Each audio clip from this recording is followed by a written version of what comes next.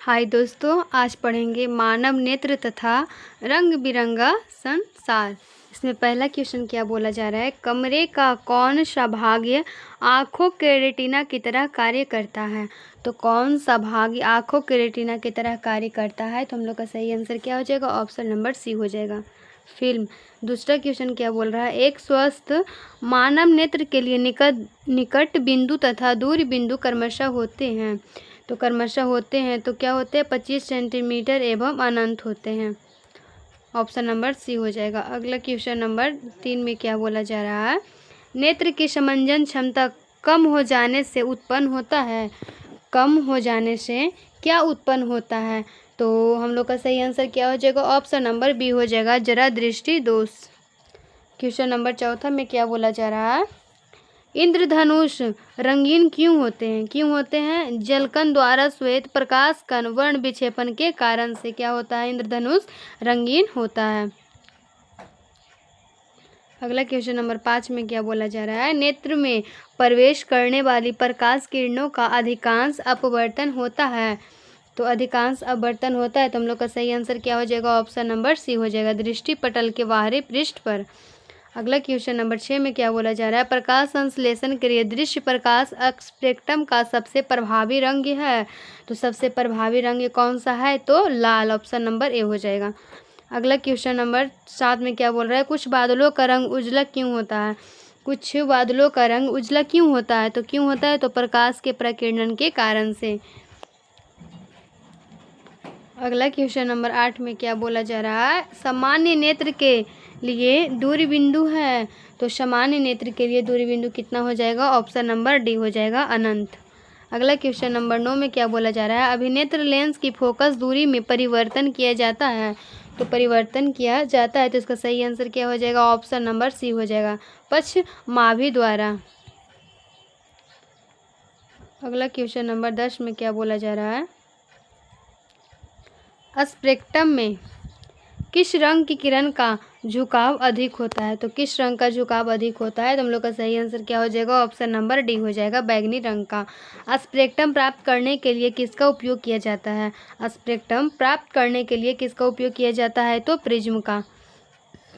अगला question number 12 में क्या बोला जा रहा है, जो नेत्र निकट की वस्तु को साफ नहीं देख सकता है, उस नेत्र में होता है, उस नेत्र में क्या होता है, तो हम लोग का सही आंसर क्या हो जाएगा, ऑप्शन नंबर ए, दूरदृष्टि दोष। अगला क्वेश्चन नंबर 13 में क्या बोला जा रहा है, क्वेश्चन नंबर 13, मानव नेत्र में क्या होता है, तो उत्तल लेंस होता है, ऑप्शन नंबर सी। मानव नेत्र वस्तु का प्रतिबिंब निम्न में से किस भाग पर बनाता है, किस भाग पर बनाता है, तुम लोग का सही आंसर क्या हो जाएगा, ऑप्शन नंबर सी, रेटिना पर। अगला क्वेश्चन नंबर 15 में क्या बोला जा रहा है, सामान्य नेत्र के रेटिना पर बनने वाला प्रतिबिंब होता है, प्रतिबिंब कैसा होता है, तो हम लोग का सही आंसर क्या हो जाएगा, ऑप्शन नंबर हो जाएगा सी, वास्तविक और उल्टा। टिल्डर प्रभाव प्रकाश की कौन सी परिघटना को प्रदर्शित करता है, तो कौन सी परिघटना को प्रदर्शित करता है, तुम लोग का सही आंसर क्या हो जाएगा, ऑप्शन नंबर डी हो जाएगा, प्रकाश का प्रकीर्णन। अगला क्वेश्चन नंबर 17 में क्या बोला जा रहा है, दूरदृष्टि दोष वाली आँख साफ साफ देख सकती है, तो इसका सही आंसर क्या होगा, ऑप्शन नंबर ए होगा, दूर की वस्तुओं को।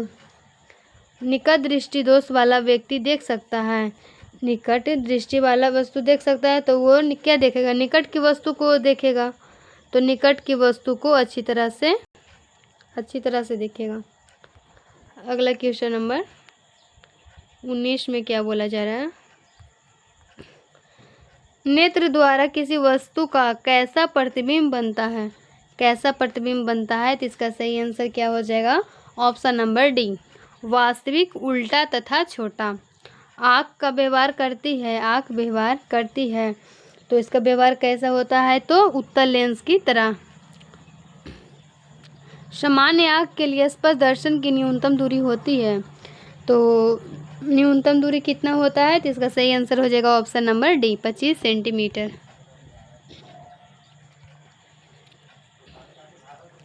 अगला क्वेश्चन नंबर 22 में क्या बोला जा रहा है, किस दृष्टि दोष के निवारण के लिए अवतल लेंस का प्रयोग किया जाता है?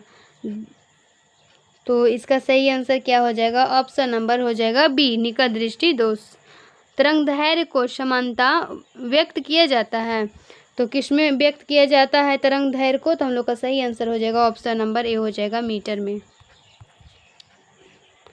अगला क्वेश्चन नंबर 24 में क्या बोला जा रहा है? निकट दृष्टि दोष में किस लेंस का प्रयोग किया जाता है? किस लेंस का प्रयोग किया जाता है? तो उसका सही आंसर हो जाएगा ऑप्शन नंबर बी, अवतल लेंस का। जरा दृष्टि दोष को दूर करने के लिए काम में लाया गया लेंस होता है, तो कौन सा लेंस होता है? तो हम लोग का सही आंसर हो जाएगा option number D, by focus lens. श्वेत प्रकाश में कितने वर्ण होते हैं? श्वेत प्रकाश में कितने वर्ण होते हैं? तो हो जाएगा ऑप्शन नंबर डी, 7। अगला क्वेश्चन नंबर 27 में क्या बोला जा रहा है? श्वेत प्रकाश की किरण जब किसी प्रिज्म से होकर गुजरती है तब जो वर्ण सबसे अधिक विचलित होता है वह है, जो सबसे विचलित होता है वह कौन सा रंग है? तो हम लोग का सही आंसर हो जाएगा ऑप्शन नंबर सी, बैगनी। श्वेत प्रकाश जब एक प्रिज्म से होकर गुजरता है जो वर्ण सबसे कम विचलित होता है वह है, जो सबसे कम विचलित होता है वह कौन सा रंग है? तो हम लोग का सही आंसर हो जाएगा ऑप्शन नंबर ए, लाल। अगला क्वेश्चन नंबर 29 में क्या बोला जा रहा है? प्रिज्म के भीतर से होकर गुजरने पर श्वेत प्रकाश के अपने विभिन्न घटकों में विभाजन को कहते हैं, प्रकाश का क्या कहते हैं? तो क्या कहते हैं? तो हम लोग का सही आंसर हो जाएगा ऑप्शन नंबर बी, वर्ण विक्षेपण। अगला क्वेश्चन 30 में क्या बोला जा रहा है? प्रकाश के किस वर्ण के लिए तरंगदैर्घ्य अधिकतम होता है? तो अधिकतम होता है, तो इसका सही आंसर क्या हो जाएगा? ऑप्शन नंबर ए हो जाएगा, लाल। प्रिज्म से निकलने के बाद श्वेत किरणें क्यों 7 रंगों में विभक्त हो जाती है? तो क्यों विभक्त हो जाती है? तो इसका सही आंसर क्या हो जाएगा? ऑप्शन नंबर सी हो जाएगा। सूर्य का श्वेत प्रकाश 7 रंगों में मिश्रित है। क्या मिश्रण है?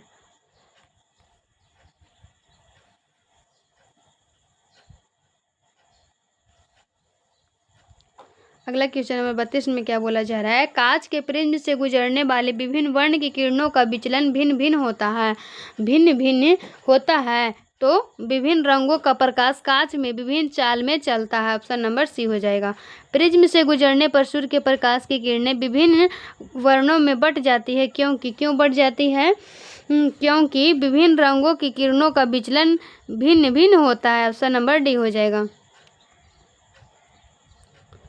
इसका सही। और अगला देखते हैं, क्वेश्चन नंबर 34 में क्या बोला जा रहा है? एक उत्तल लेंस की फोकस दूरी 20 सेंटीमीटर है, तो इसकी क्षमता क्या होगी?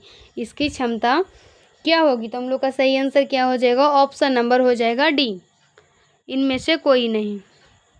अगला क्वेश्चन नंबर 35 में क्या बोला जा रहा है? पुतली के साइज को नियंत्रित करता है, पुतली के साइज को नियंत्रित करता है, जिसका सही आंसर क्या हो जाएगा? ऑप्शन नंबर बी हो जाएगा, परितारिका। किस दृष्टि दोष को अवतल और उत्तल दोनों लेंसों से बने द्विफोकस लेंस के द्वारा संशोधित किया जा सकता है? तो संशोधित किया जा सकता है, तो इसका सही आंसर हो जाएगा ऑप्शन नंबर सी, जरा दूरदृष्टिता को।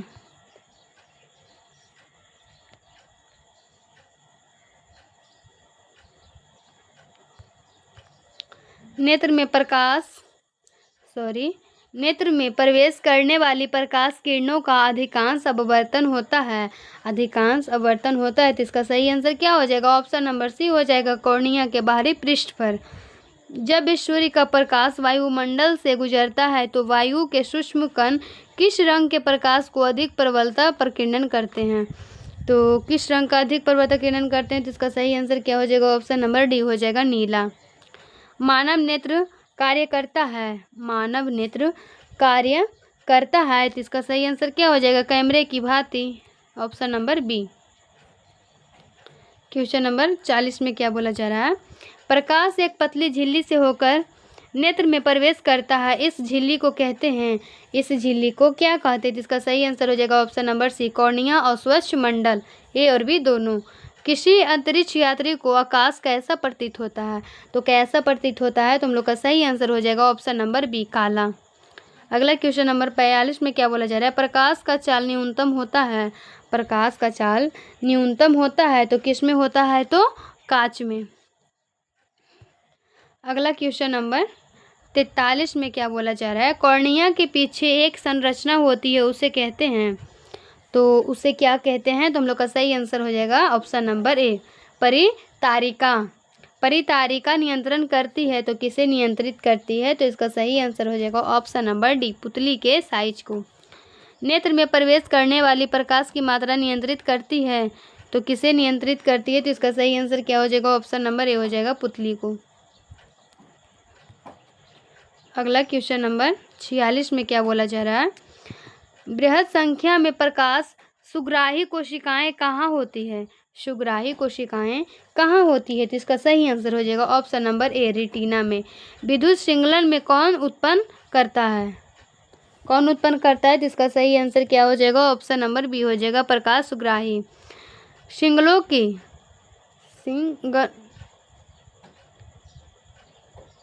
क्वेश्चन नंबर 48 में क्या बोला जा रहा है? सिग्नलों की व्याख्या कहाँ होती है? तो कहाँ होती है? तो इसका सही आंसर क्या हो जाएगा? ऑप्शन नंबर ए हो जाएगा, मस्तिष्क में। क्वेश्चन नंबर 49 में क्या बोला जा रहा है? मोतियाबिंद की स्थिति होती है जब मोतियाबिंद की स्थिति होती है तो इसका सही आंसर क्या हो जाएगा? ऑप्शन नंबर हो जाएगा डी, ए एवं बी दोनों होगा। क्रिस्टलीय लेंस दूधिया हो जाए, क्रिस्टलीय लेंस धुंधला हो जाए। वायुमंडल में प्रकाश का कौन सा रंग वर्ण अधिक प्रकीर्णन करता है? तो वायुमंडल में प्रकाश का कौन सा रंग सबसे अधिक प्रकीर्णित करता है? तो इसका सही आंसर क्या हो जाएगा? ऑप्शन नंबर बी हो जाएगा, नीला। इंद्रधनुष में कितने रंग होते हैं? इंद्रधनुष में कितने रंग होते हैं? तो 7। अगला क्वेश्चन नंबर 52 में क्या बोला जा रहा है? सर्वप्रथम सूर्य का स्पेक्ट्रम प्राप्त करने के लिए कांच के प्रिज्म का उपयोग किसने किया था? तो किसने किया था? तो इसका सही आंसर हो जाएगा ऑप्शन नंबर 1, न्यूटन ने किया था। इंद्रधनुष किस दिशा में बनता है? इंद्रधनुष किस दिशा में बनता है? तो किस दिशा में बनता है? तो सूर्य के विपरीत दिशा में, ऑप्शन नंबर बी हो जाएगा। अगला क्वेश्चन नंबर 54 में क्या बोला जा रहा है? निर्वात में प्रकाश की चाल है, तो निर्वात में प्रकाश की चाल कितनी होती है? तो इसका सही आंसर हो जाएगा ऑप्शन नंबर सी, 3 × 10⁸ मीटर प्रति सेकेंड। क्वेश्चन नंबर 55 में वायुमंडलीय अपवर्तन के कारण सूर्य हमें वास्तविक सूर्योदय से लगभग कितने मिनट पहले दिखाई देता है? तो कितने मिनट पहले दिखाई देता है? तो इसका सही आंसर क्या हो जाएगा? ऑप्शन नंबर हो जाएगा ए, 2 मिनट पहले। अगला क्वेश्चन नंबर 56 में क्या बोला जा रहा है? 56 में क्या बोल रहा है? निम्न में से किस माध्यम में प्रकाश की चाल अधिकतम होती है? तो अधिकतम होती है, तो इसका सही आंसर हो जाएगा ऑप्शन नंबर ए, हवा में। अगला क्वेश्चन नंबर 57 में क्या बोला जा रहा है? सूक्ष्म कणों का एक विषमांगी मिश्रण है, तो इसका सही आंसर क्या हो जाएगा? ऑप्शन नंबर ए हो जाएगा, वायुमंडल। प्रकाश का प्राथमिक वर्ण है, तो इसका सही आंसर हो जाएगा इनमें से कोई नहीं, इनमें से सभी, नीला, हरा, लाल प्रकाश का प्राथमिक रंग है। टिल्डर प्रभाव देखा जा सकता है तो जंगल में। टिल्डर प्रभाव कहाँ देखा जा सकता है? जंगल में। वायुमंडल नहीं होता है तो आकाश कैसा प्रतीत होता है? आकाश कैसा प्रतीत होता है? तो काला। अगला क्वेश्चन नंबर 61 में क्या बोला जा रहा है? 61 नंबर में क्या बोला जा रहा है? अत्यधिक ऊंचाई पर उड़ते हुए यात्रियों को आकाश कैसा प्रतीत होता है? कैसा प्रतीत होता है? तो हम लोग का सही आंसर हो जाएगा ऑप्शन नंबर सी, काला। खतरे के संकेत प्रकाश किस रंग का होता है? किस रंग का होता है? इसका सही आंसर क्या हो जाएगा? ऑप्शन नंबर डी हो जाएगा, लाल। सूर्योदय या सूर्यास्त के समय आकाश कैसा दिखता है? कैसा दिखता है? तुम लोग का सही आंसर हो जाएगा ऑप्शन नंबर ए, लाल। दोपहर के समय सूर्य कैसा प्रतीत होता है? दोपहर के समय सूर्य कैसा प्रतीत होता है? तो श्वेत। अगला क्वेश्चन नंबर 65 में क्या बोला जा रहा है? किसी माध्यम में छोटे छोटे कणों के निलंबन कहा जाता है। निलंबन कहा जाता है तो क्या कहा जाता है? तो कोलाइड। ऑप्शन नंबर ए हो जाएगा। किसी कोलाइडीय विलयन में निलंबित कणों का आकाश के प्रकीर्णन को कहा जाता है। आकाश के प्रकीर्णन को क्या कहा जाता है? तो इसका सही आंसर क्या हो जाएगा? ऑप्शन नंबर ए हो जाएगा, टिल्डर का प्रभाव। अगला क्वेश्चन नंबर 67 में क्या बोला जा रहा है? तारों के टिमटिमाने की व्याख्या किस सिद्धांत पर आधारित है? किस सिद्धांत पर आधारित है? तुम लोग का सही आंसर हो जाएगा ऑप्शन नंबर ए हो जाएगा, अपवर्तन के सिद्धांत पर। क्वेश्चन नंबर 68 में क्या बोला जा रहा है? प्रकाश की किस घटना के कारण सूर्य हमें वास्तविक सूर्योदय से लगभग 2 मिनट पूर्व दिखाई लगता है? तो इसका सही आंसर क्या हो जाएगा? ऑप्शन नंबर बी हो जाएगा, वायुमंडलीय अपवर्तन।